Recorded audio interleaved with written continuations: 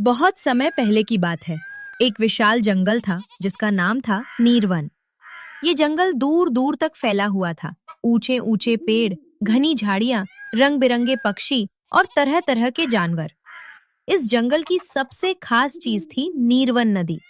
ये नदी शांत दिखती थी, लेकिन उतनी ही गहरी और रहस्यमयी भी थी। नदी का पानी इतना साफ था कि नीचे के पत्थर तक दिखाई देते थे। पर सब जानते थे, इस नदी के भीतर एक ऐसा जीव रहता है जिससे हर कोई डरता था। वो जीव था मगरमच्छ कालकेतु। कालकेतु कोई साधारण मगरमच्छ नहीं था। वो ताकतवर था, तेज था और बहुत चालाक भी। लेकिन उसकी सबसे बड़ी कमजोरी थी उसका लालच। वो सिर्फ पेट भरने के लिए नहीं खाता था, वो दूसरों को डराकर खुद को सबसे बड़ा साबित करना चाहता था। नदी के पास रहने वाले जानवर पानी पीने से पहले 100 बार सोचते थे। कई हिरण, कई बंदर और कई छोटे जानवर उसकी चालों का शिकार बन चुके थे। कालकेतु को लगता था, इस जंगल में मुझसे ज्यादा बुद्धिमान कोई नहीं।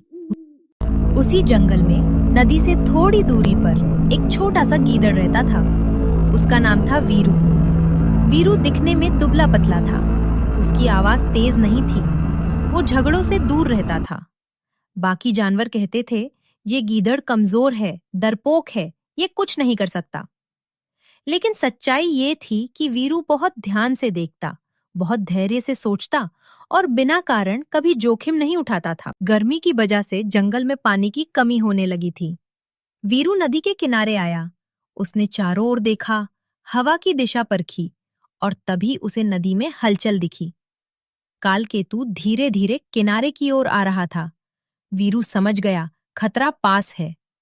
लेकिन वो घबराया नहीं, वो दूर ही रुक गया। कालकेतु गीदड़ को देखकर अंदर ही अंदर मुस्कुराया।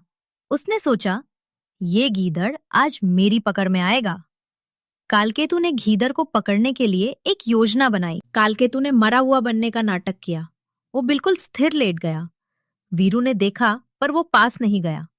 उसने एक सूखी लकड़ी उठाई और नदी की ओर फेंकी। लकड़ी लगते ही कालकेतु का शरीर हिला।